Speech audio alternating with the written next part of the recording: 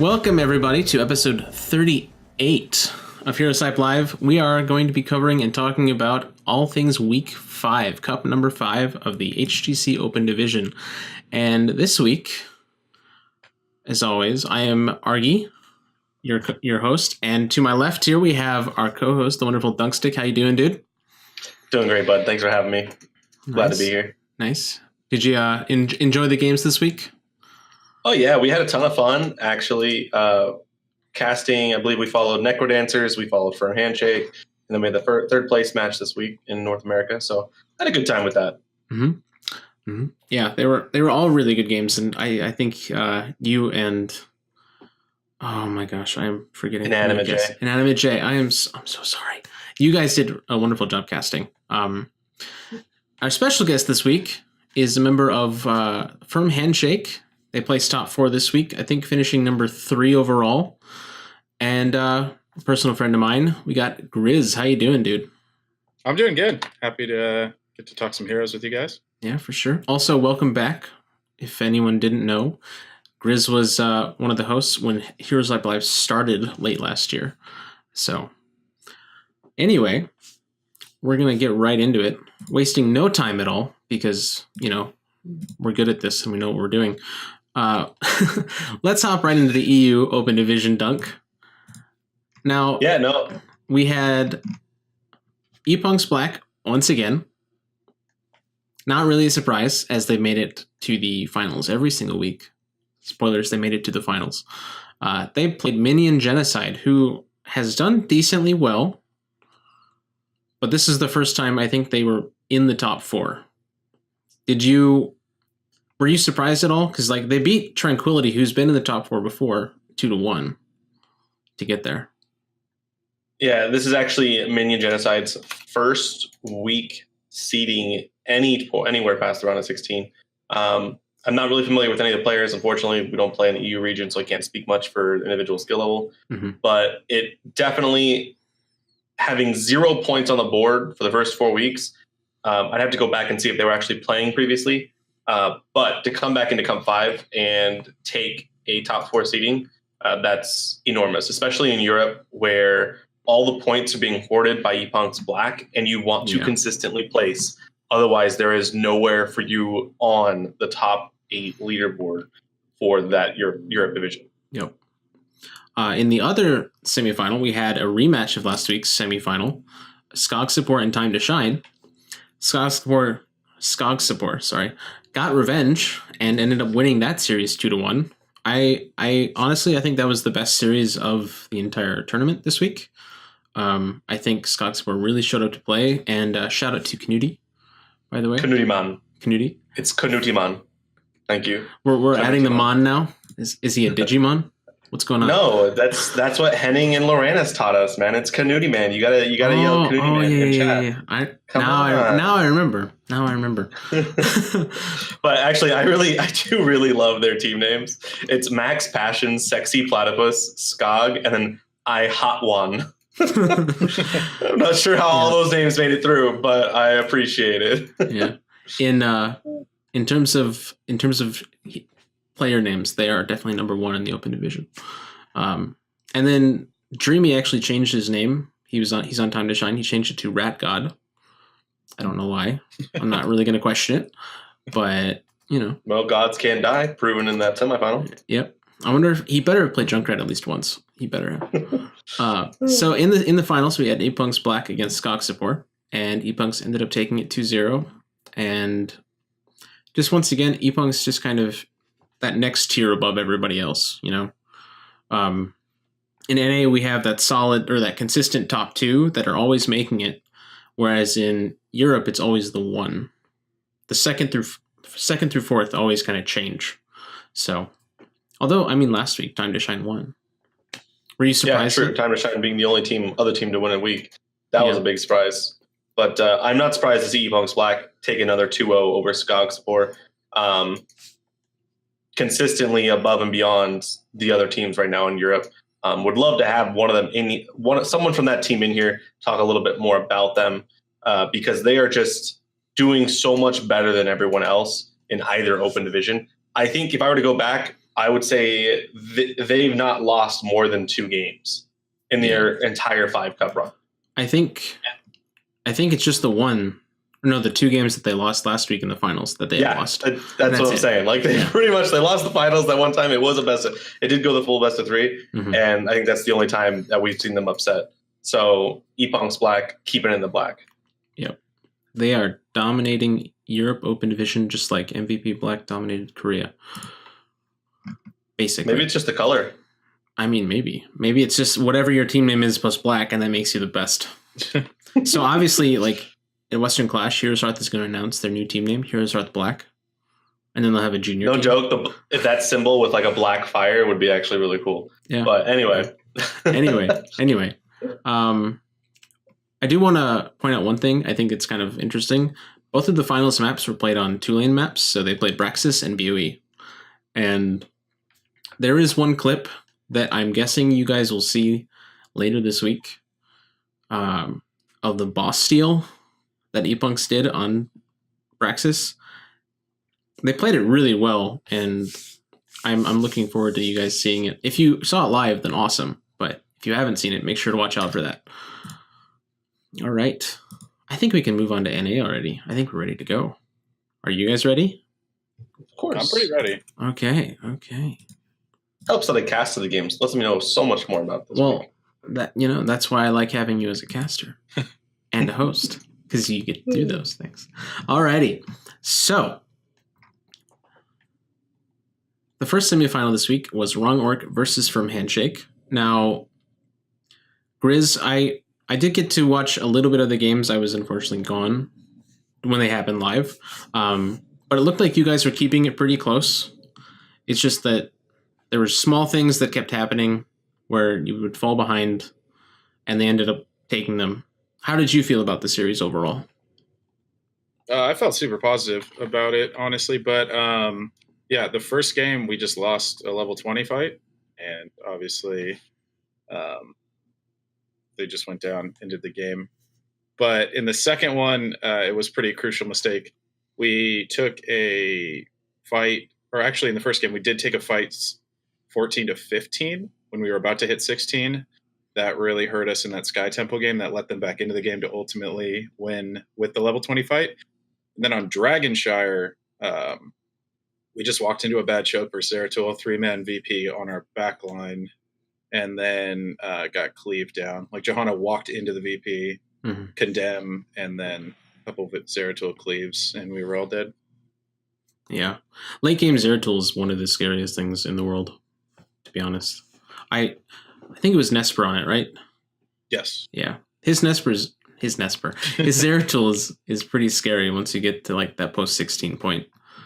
One thing that I do want to bring up for you guys, especially, is that we did follow Necrodancers and Psystorm on the HeroesHype stream, and Necrodancers ended up beating Psystorm again.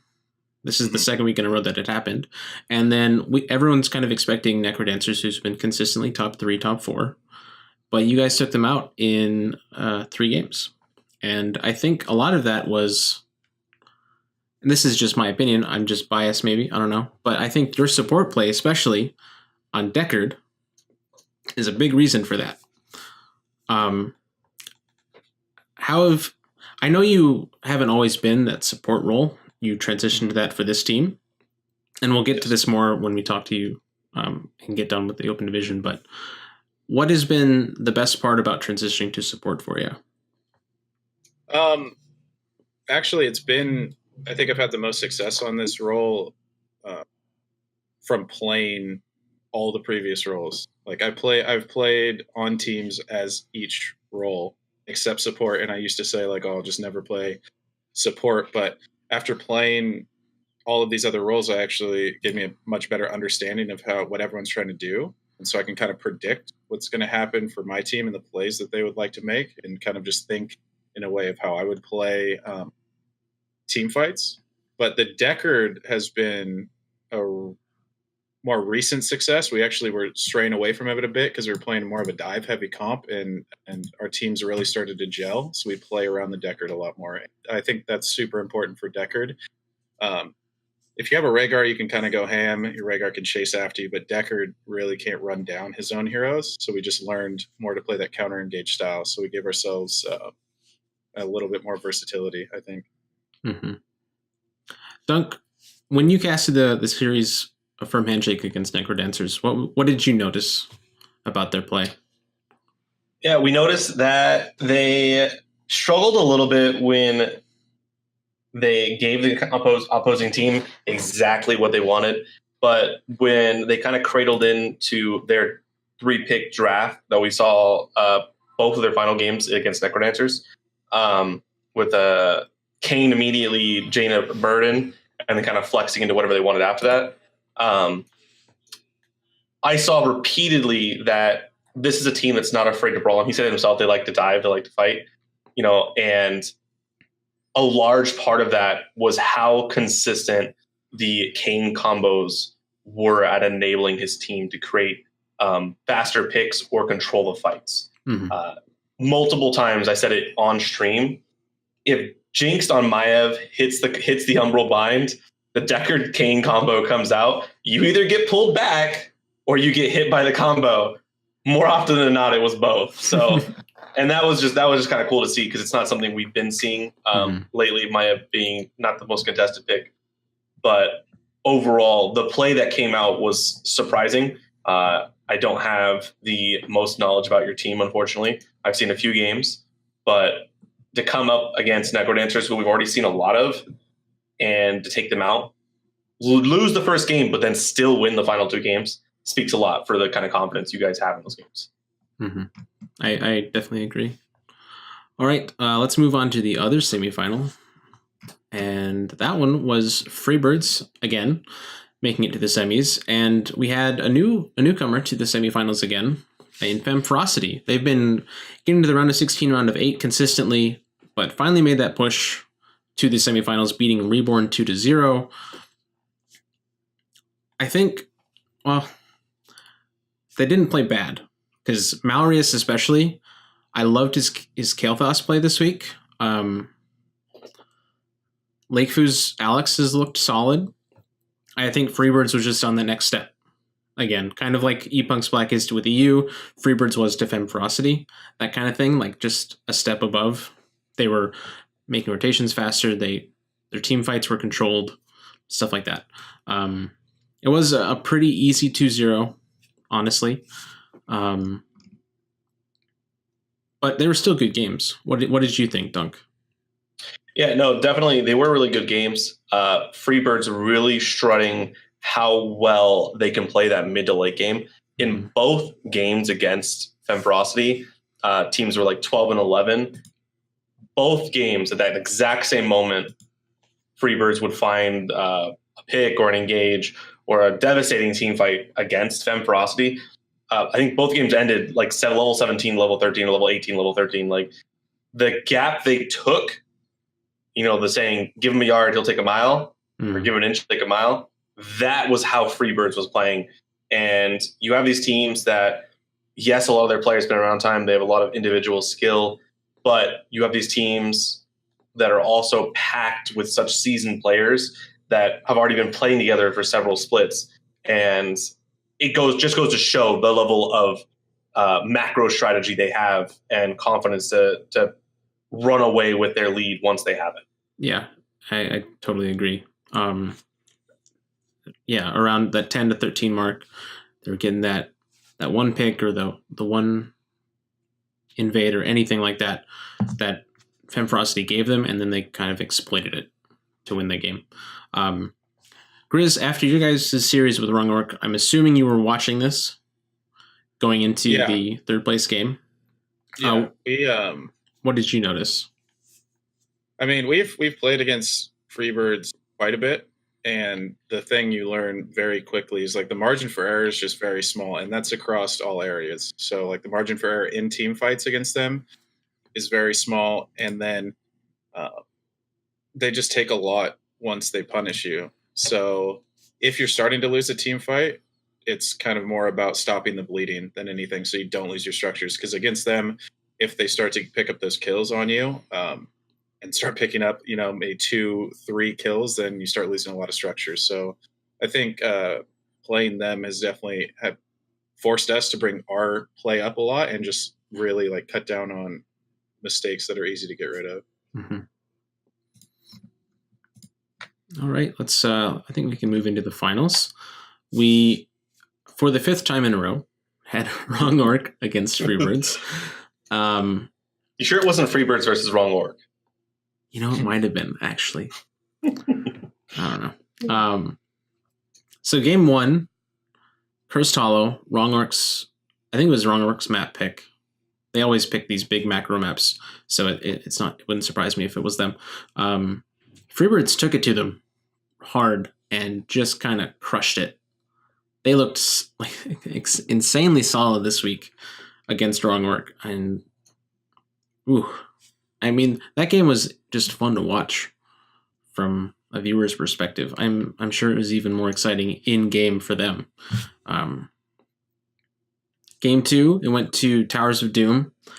It was decently close throughout the game. Wrong Orc just ended up taking that one. After, I think it was sub 10 shots for both teams, if I remember correctly. I'd have to go back and watch. And then game 3 was on BOE. Freebirds ended up taking that one. Dunk. Of those 3 games, which one do you think was the best and why? Yeah, no. The game 2 on Towers of Doom just overall is always my favorite map to watch people play competitive, because so often we see it go to that sub 10 point play-by-play, and it's absolutely intense because you have to focus on the towers, you have to focus on keeping the lanes pushed, you have to focus on trying to get that fort back, you have to focus on what bush are they coming from, where's the poke coming from. There's so many different little things, and like if they collapse in on any certain direction and they manage to take one of those fights, it's not like any other map where they have to go push down a fountain. They just have to channel a tower, and there's no hope for like a little bit of a shorter timer trying to save you. So Towers of Doom by and far, especially these two teams. We've seen them play on it more than once now. It's always a thrill to see who's going to take that map. Yeah, and Dark Chimera, who's the support for Freebirds, mentioned it in chat. Thank you for reminding me because I totally forgot about it. But the game ended on a boss fight, and it was Wrong Orc won a 4v5 on that too, which was even more insane. I think Talking Trees kind of crushed it on the Hanzo there, and they were able to, like, he never really took damage. He was just able to get free reign on the backline with his scatter arrows and stuff like that. So Towers of Doom is, I think, the best map in competitive. In the third place game, we did have Firm Handshake taking it 2-0. Did you guys feel really confident with that series overall, or the things that you think that? Well, obviously, there's always things you can get better at, but did you think you struggled with that series, or was it a pretty easy one for you, Chris? I think coming off those games with Wrong Orc, like, we just carried that momentum, and so I wouldn't say we were like too stressed out or anything. I think we played well. The problem that we identified in those games, I think, is we tend sometimes to play at like the level of our opponent, if that makes sense. So when we're playing better teams, our play rises, and then like coming off those games, we still played really well. We just like didn't play as well as we did in the games with Wrong Orc. Okay, that's understandable. I think that a lot of people do that. Like, they play to that level of their opponent or whoever they're playing with. I don't know what it is that causes that. I honestly don't. I know my play drastically lowers every time I have to play with Argy, so I get it. I get it. No, but watching those games and casting them actually was quite a thrill. We felt above and beyond your draft. Each game was superior to what Femfrosty was trying to do, and it made a big difference in how the end of the game was executed. I think Femfrosty needs to take a look at what their priorities are. We see the Kel'Thas, we see the Asmodan. I said it today in my broadcast while playing Hero Leagues. I think Asmodan's a little bit of a trap hero. He's kind of a win more hero. I don't feel like he does enough consistent poke, that long cooldown on the Q, really hindering his ability to make a huge impact. And you guys did a really good job just playing around it and kind of crushing against it. Yeah. I think the new Asmodan is much better than he was before. Like, he can actually have an impact earlier in the game. But yeah, I think if played around correctly, he still struggles.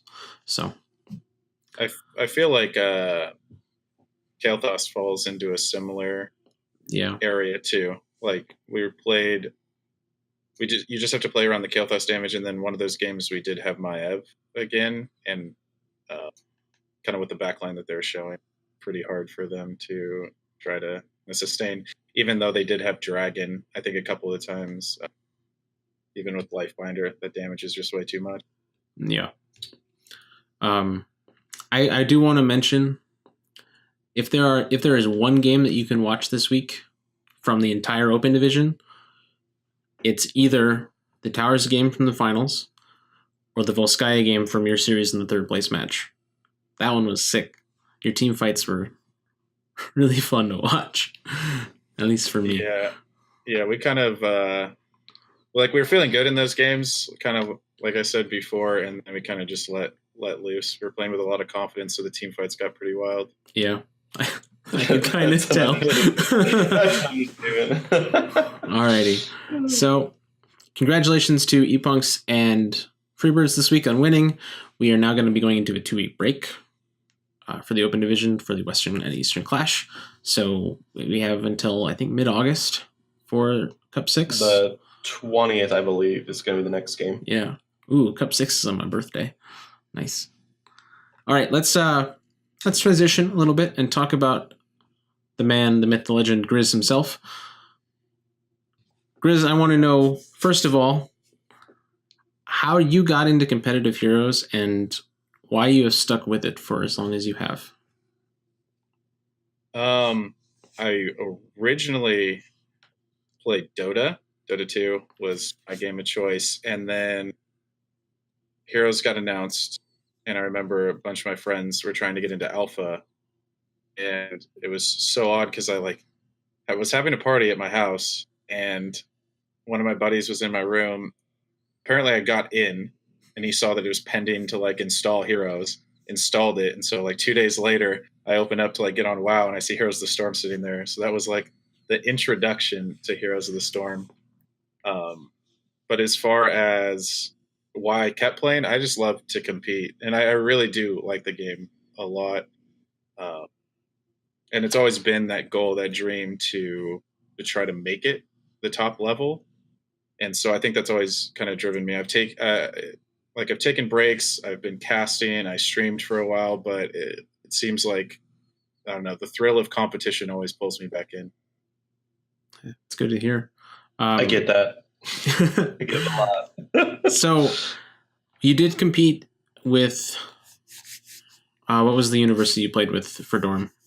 Cal State Fullerton. Fullerton, that's what it was. Yeah. So you played DPS for them. Mm-hmm. How did your team form? How did Firm Handshake form? And what was the reason for you to switch to support? We actually played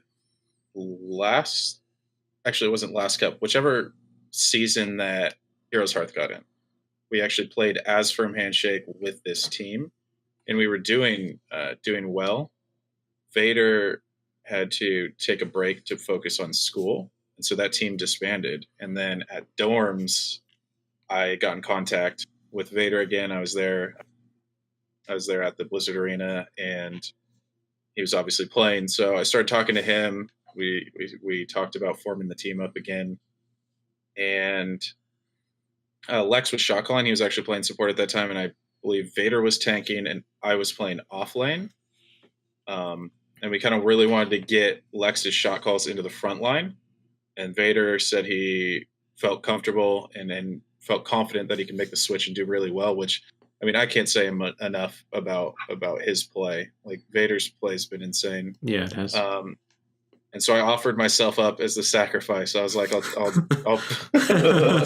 I was like, I'll try my absolute hardest to take on this role. And I worked really hard at it. That was probably like the most effort in the shortest amount of time that I've put in trying to learn a new role, watching other people, just playing a lot of Hero League, like losing a lot of games early, just kind of figuring out the difference in positioning and how much I can get punished and all that stuff. But yeah, so I think like the switch ended up being best case scenario, honestly. Like I said, Vader's a monster, and I feel like this is now my strongest role by far.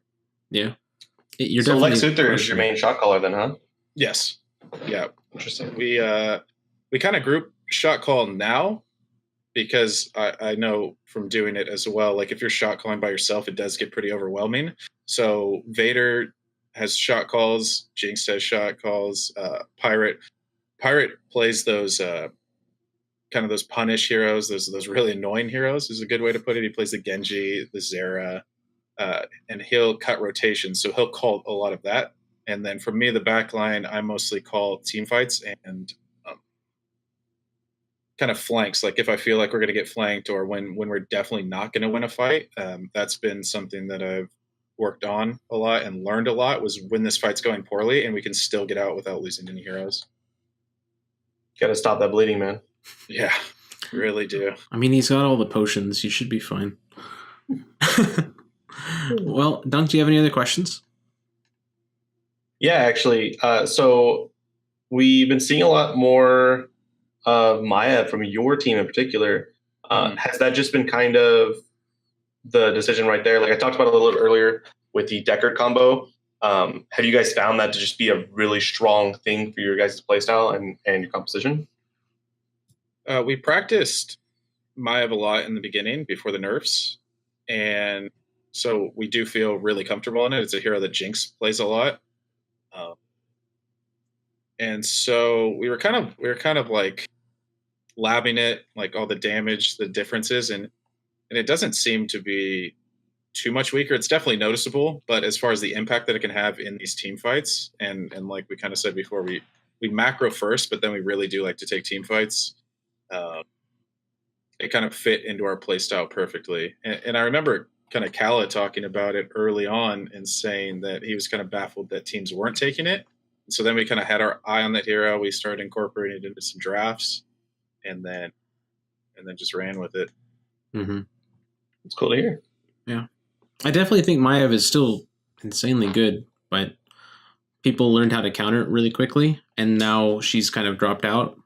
So people are forgetting how to deal with her, and I think that that might be a reason for your success, or part of the reason, I should say. I mean, obviously, it's not the only one.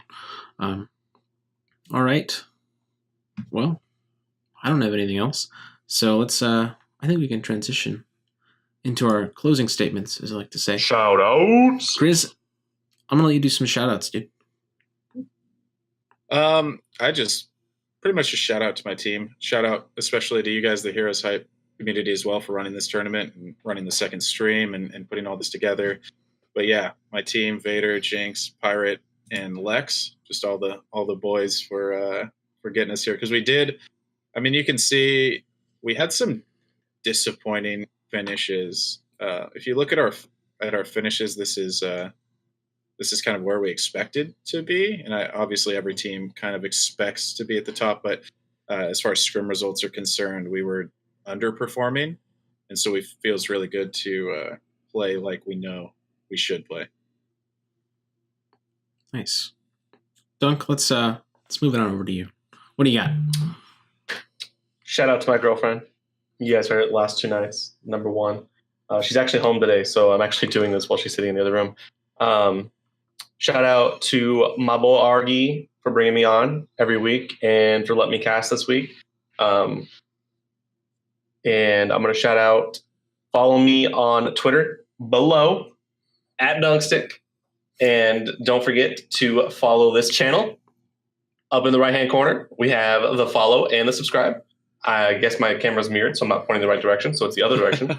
And then look below. You can find us on Twitter. You can find the merch store. We do have an official Patreon now. We appreciate all the support you bring to us. We try to host live events. We have the podcast.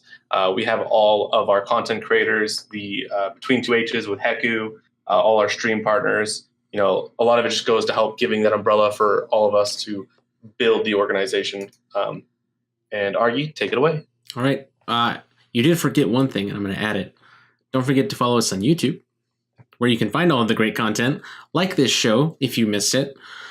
As well, join our Discord. There's, I think, ! Discord in the chat. We'll take you to it, and there you will learn anything and everything that you need to know about what's going to be happening with the Open Division. Namely, like what patch we're on, because that's kind of a big deal. I know players are always wanting to know, as soon as humanly possible, what we were playing on. That's probably the biggest thing that's asked every week. Zergling at 2 a.m. on Wednesday. Hey, what patch are we on? It's 2 a.m.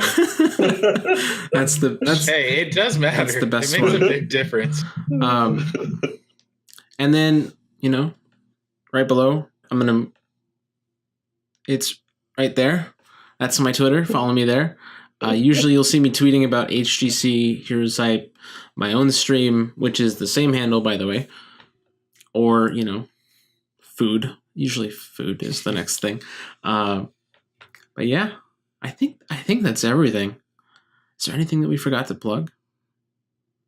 Yeah, Muhammad's a pretty cool guy. So, shout out Even to though him. he just called you rude. Wow. That's fine. All right. Well, thank you guys all for watching. Thank you so much, Grizz, for joining us. I know you probably have scrims going on in like 2 minutes or something. You guys are probably super busy. But we will see you next week for another episode of HeroesHype Live. Thanks, guys. See you later.